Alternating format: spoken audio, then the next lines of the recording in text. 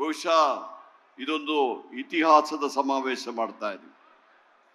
ಈಗ ತಾನೇ ಕಳೆದ ಒಂದು ಕಾಲು ವರ್ಷದಲ್ಲಿ ಜನಾದೇಶವನ್ನು ಪಡೆದುಕೊಂಡು ಇಡೀ ಕರ್ನಾಟಕದಲ್ಲಿ ಜನ ನಮಗೆ ಆಶೀರ್ವಾದ ಮಾಡಿ ಕರ್ನಾಟಕದಲ್ಲಿ ಕಾಂಗ್ರೆಸ್ ಸರ್ಕಾರವನ್ನು ಸ್ಥಾಪನೆ ಮಾಡಿದ, ಅದರಲ್ಲಿಯೂ ನಮ್ಮ ಮುಖ್ಯಮಂತ್ರಿಯಾಗಿ ಸೋನಿಯಾ ಗಾಂಧಿಯವರ, ರಾಹುಲ್ ಗಾಂಧಿಯವರ ಎಲ್ಲ ಆಶೀರ್ವಾದ ಪಡೆದು ನಮ್ಮ AICC ಅಧ್ಯಕ್ಷರಾದ ಮಲ್ಲಿಕಾರ್ಜುನ ಖರ್ಗೆಜಿಯವರ, ನಮ್ಮವರೇ ಆದ ಮಲ್ಲಿಕಾರ್ಜುನ ಖರ್ಗೆಜಿಯವರ ಆಶೀರ್ವಾದ ಹಾಗೂ 136 ಶಾಸಕರ ಒಂದು ಬೆಂಬಲದಿಂದ ಇವತ್ತು ಸಿದ್ದರಾಮಯ್ಯಜಿಯವರು ಈ ಕರ್ನಾಟಕ ರಾಜ್ಯದ ಮುಖ್ಯಮಂತ್ರಿ ಆಗಿದ್ದಾರೆ. ಬಹುಶಃ ಇವತ್ತು ಏನು BJP ಮತ್ತು JDS ಅವರು ಹಗಲು ಕನಸು ಕಾಣ್ತಾ ಇದ್ರು, ಯಾವುದಾದ್ರೂ ರೀತಿಯಲ್ಲಿ ತಾವು ಅಧಿಕಾರಕ್ಕೆ ಬರಬೇಕು ಉದ್ದೇಶದಿಂದ ಜನರ ಹತ್ರ ಹೋದಾಗ ಜನ ಅವರಿಗೆ ತಕ್ಕ ಒಂದು ಶಿಕ್ಷೆಯನ್ನೇ ಉತ್ತರವನ್ನು ಕೊಟ್ಟಿದ್ದರು. ಬಹುಶಃ 40% ಸರ್ಕಾರ, ಅದು ಕಾಂಗ್ರೆಸ್ ಅವರು ಹೇಳೋದಲ್ಲ, ಇಲ್ಲಿಯ ಕಾಂಟ್ರಾಕ್ಟರ್ಸ್ ಅಸೋಸಿಯೇಷನ್ ಪ್ರೆಸಿಡೆಂಟೇ ಅವತ್ತು ಅವ್ರ ಮೇಲೆ ದೋಷಾರೋಪ ಮಾಡಿದರು. ಇವತ್ತು ಭ್ರಷ್ಟಾಚಾರದಲ್ಲಿ ಹುಟ್ಟಿ, ಭ್ರಷ್ಟಾಚಾರದಲ್ಲಿ ಬೆಳಗಿ, ಭ್ರಷ್ಟಾಚಾರದಲ್ಲಿ ಮುಳುಗಿರುವಂತಹ ಇವತ್ತು ಈ ಇಬ್ಬರು ಮಿತ್ರ ಪಕ್ಷದವರು ಏನು ತಿಳ್ಕೊಂಡಿದ್ದಾರೆ, ಪಾದಯಾತ್ರೆ ಮಾಡಿದ್ರೆ ನಮ್ಮ ಪಾಪವೆಲ್ಲ ಮೋಸವಾಗ್ತದೆ ಎಂಬ ಮಾತನ್ನು ಹೇಳಿದ್ದಾರೆ. ಬಹುಶಃ ಪಾದಯಾತ್ರೆ ಮಾಡೋದರಿಂದ ನಿಮ್ಮ ಪಾಪ ಮೋಸ ಆಗುವುದಿಲ್ಲ. ನೀವು ನಿಮ್ಮ BJP ಕೇಂದ್ರ ಆಡಳಿತ ವಹಿಸುವಂತ ಪ್ರಧಾನಿ ಅವರಿದಾರಲ್ಲ, ಅವರಿಗೊಬ್ಬರಿಗೆ ಮಾತ್ರ ಎಲ್ಲರ ಪಾಪ ಮೋಸ ಮಾಡಲಿಕ್ಕೆ ಅವರಿಗೆ ಅಧಿಕಾರ ಎಂಬ ರೀತಿಯಲ್ಲಿ ತಡ್ಕೊಳ್ತಿದ್ದಾರೆ. ಇವತ್ತು ಯಾರೇ ಭ್ರಷ್ಟರು BJPಲಿ ಹೋದ್ರೆ ಇವತ್ತು ಅವರಿಗೆ ಈ ಡ್ರೈ ಕ್ಲೀನಿಂಗ್ ಮಾಡದಂಗೆ, ಲಾಂಡ್ರಿಗೆ ಹೋದ್ರೆ ಎಲ್ಲ ಕ್ಲೀನ್ ಆಗ್ತದೆ ಎಂಬುದಾಗಿ ಅವರು ತಿಳ್ಕೊಂಡಿದ್ದಾರೆ. ಆದರೆ ಜನ ಆ ರೀತಿಯಲ್ಲಿ ತಿಳ್ಕೊಳ್ಳಿಲ್ಲ. ಮೊನ್ನೆ ಚುನಾವಣೆಯಲ್ಲಿ ಜನರು ಅವರಿಗೆ ತಕ್ಕ ಒಂದು ಪಾಠವನ್ನು ಕಲಿಸಿದ್ದಾರೆ. ಬಹುಶಃ ಇವತ್ತು ಬೇರೆ ಪಕ್ಷದವರ ಒಂದು ಬೆಂಬಲದಿಂದ ಇವತ್ತು ಪ್ರಧಾನಿಯವರು BJP ಅಧಿಕಾರದಲ್ಲಿದ್ದಾರೆ. ಆದರೂ ಅವರಿಗೆ ಕಣ್ಣೇನೆಂದು ಹೇಳ್ಬಿಟ್ರೆ ಜನ ಇಷ್ಟು ಬುದ್ಧಿ ಕಲಿಸಿದರೂ ಸಮೇತ ಅವರಿಗೆ ಬುದ್ಧಿ ಬರೋದಿಲ್ಲ.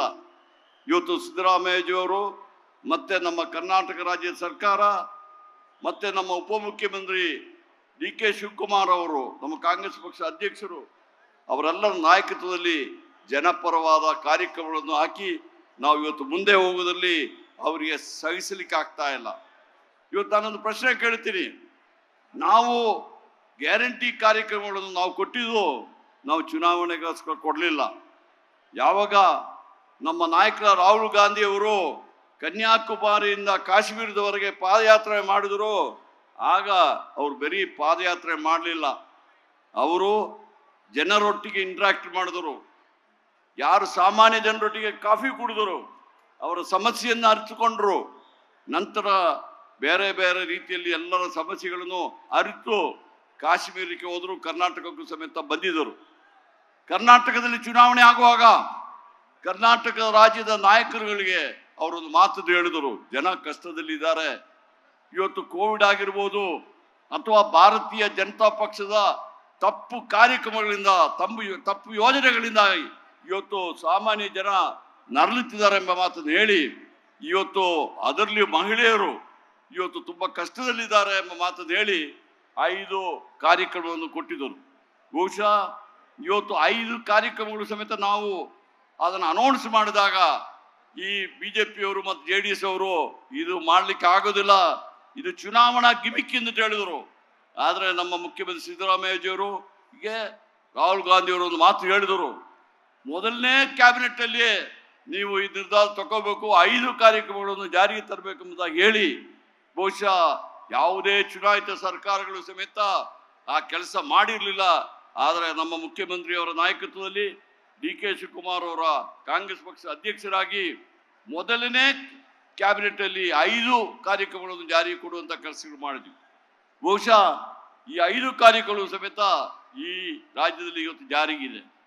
ಮೊಟ್ಟ ಮೊದಲ ಶಕ್ತಿ ಪ್ರೋಗ್ರಾಮ್, ಇವತ್ತು ಮಹಿಳೆಯರಿಗೆ ಕರ್ನಾಟಕ ರಾಜ್ಯದಲ್ಲಿ ಎಲ್ಲಿ ಬೇಕಾದರೂ ನಮ್ಮ ರಾಜ್ಯ ಸರ್ಕಾರದ ಬಸ್ಸಿನಲ್ಲಿ ಪ್ರಯಾಣ ಮಾಡಲಿಕ್ಕೆ ಈಗಾಗಲೇ ನಾವು ಅನುವು ಮಾಡಿಕೊಟ್ಟಿದ್ವಿ. ಗೃಹಜ್ಯೋತಿ ಕಾರ್ಯಕ್ರಮ 200 ಯೂನಿಟ್ವರೆಗೆ ಸುಮಾರು 1,60,00,000 ಕುಟುಂಬದವರಿಗೆ ಇವತ್ತು ನಾವು ಸೌಜನ್ಯವಾಗಿ 0 ಬಿಲ್ಲುಗಳನ್ನು ಕೊಟ್ಟು ಇವತ್ತು ವಿದ್ಯುತ್ ಕೊಡ್ತಾ ಇದ್ದೀವಿ. ಇವತ್ತು ಗೃಹಲಕ್ಷ್ಮಿ ಕಾರ್ಯಕ್ರಮ 2,000 ರೂಪಾಯಿ ಕೊಡುವಂಥ ಕಾರ್ಯಕ್ರಮ ಸಮೇತ ಈಗ ಜಾರಿ ಕೊಡ್ತಾ ಇದ್ದೀವಿ. ಬಹುಶಃ ಇವತ್ತೆಲ್ಲ ಕಾರ್ಯಕ್ರಮಗಳು ಆಗ್ತಾ ಇದೆ. ಇವತ್ತು ಆಹಾರಧಾನ್ಯಗಳನ್ನು ಕೊಡುವಂಥ ಒಂದು ಕಾರ್ಯಕ್ರಮ ಸಮೇತ ಜಾರಿ ಕೊಟ್ಟಿದ್ದೀವಿ. ಅದೇ ರೀತಿಯಲ್ಲಿ ನಮ್ಮ ಯುವಕರು ಯಾರು ನಿರುದ್ಯೋಗಿಗಳಿದ್ದಾರೆ ಅವರು ಕಾಲೇಜಿಂದ ಬಂದು 2 ವರ್ಷದವರೆಗೆ ಅವರಿಗೆ ಭತ್ಯೆಯನ್ನು ಕೊಡುವಂಥ ಈ ಕೆಲಸವನ್ನು ಅವರು ಗ್ರಾಜ್ಯುಯೇಟ್ ಇರ್ಬೋದು, ಅವರು ಡಿಪ್ಲೊಮಾ ಹೋಲ್ಡರ್ ಇರ್ಬೋದು, ಅವರಿಗೆ ಕೊಡುವಂಥ ಕಾರ್ಯಕ್ರಮಗಳನ್ನು ನಾವು ಮಾಡ್ತಾ ಇದ್ದೀವಿ. ಈ ಕಾರ್ಯಕ್ರಮಗಳು ನಮ್ಮ ಕರ್ನಾಟಕ ರಾಜ್ಯದಲ್ಲಿ ಕಾಂಗ್ರೆಸ್ ಸರ್ಕಾರ ಎಲ್ಲಿವರೆಗೆ ಇರ್ತದೆ ಅಲ್ಲಿವರೆಗೆ ಈ ಕಾರ್ಯಕ್ರಮ ಅದು 55,000 ಅಲ್ಲ 60,000 ಕೋಟಿ ಖರ್ಚಾದರೂ ಪರವಾಗಿಲ್ಲ, ಜನರಿಗೋಸ್ಕರ ಇರೋ ಈ ಕಾರ್ಯಕ್ರಮ ಮಾಡ್ತೀವಿ ಎಂಬುವಂಥದ್ದನ್ನ ಈ ಭರವಸೆಯನ್ನು ನಮ್ಮ ಕಾಂಗ್ರೆಸ್ ಪಕ್ಷ, ನಮ್ಮ AICC ಅವರು ಮತ್ತು KPCC ಅವರು ಕೊಟ್ಟಿದ್ದಾರೆ ಎಂಬ ಮಾತನ್ನು ಈ ಸಂದರ್ಭದಲ್ಲಿ ವಿರೋಧ ಪಕ್ಷದವರಿಗೆ ಹೇಳಲಿಕ್ಕೆ ಇಚ್ಛೆ ಪಡ್ತಾ ಇದ್ದೀನಿ. ಯಾವುದೇ ಕಾರಣಕ್ಕೂ ಸಮೇತ ಜನಹಿತವಾದ ಈ ಕಾರ್ಯಕ್ರಮಗಳು ನಿಲ್ಲುವುದಿಲ್ಲ ಎಂಬ ಮಾತನ್ನು ಹೇಳ್ತಾ ಇದ್ದೀನಿ.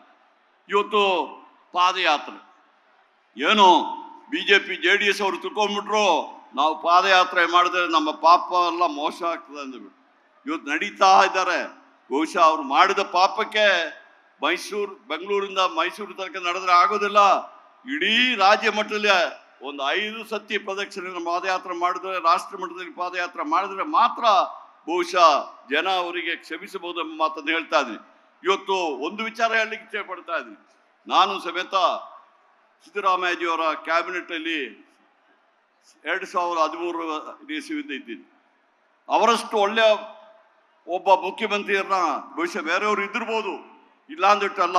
ಆದರೂ ಅವರು ಜನಪರ ವಿಚಾರದಲ್ಲಿ, ಜನರ ಒಂದು ಪರವಾಗಿ ಕಾರ್ಯಕ್ರಮ ಮಾಡೋದಲ್ಲಿ ಎಷ್ಟು ಕಾಳಜಿ ಇದೆ ಎಂಬುದನ್ನು ನಾನು ನೋಡಿದ್ದೀನಿ.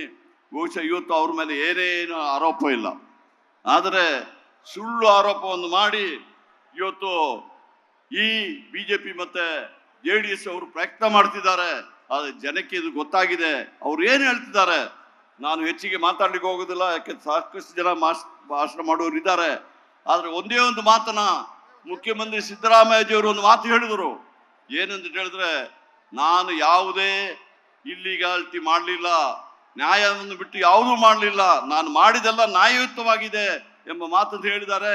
ಅದೇ ಸಂದರ್ಭದಲ್ಲಿ ವಿರೋಧ ಪಕ್ಷದವರಿಗೆ ಅವರು ಮಾತು ಹೇಳಿದರು, ಯಾವುದಾದ್ರೂ ಇಲ್ಲಿಗಾಲಿಟಿ ಇದ್ದರೆ ನೀವು ಎವಿಡೆನ್ಸ್ ಕೊಡಿ ಅಂತ ಹೇಳಿದ್ರು. ನಾನು ಸಮೇತ ನೋಡ್ತಾ ಇದ್ದೀನಿ ಏನು ಇವರು ಆಪಾದನೆ ಮಾಡ್ತಾರೆ ಅಂದ್ಬಿಟ್ಟು.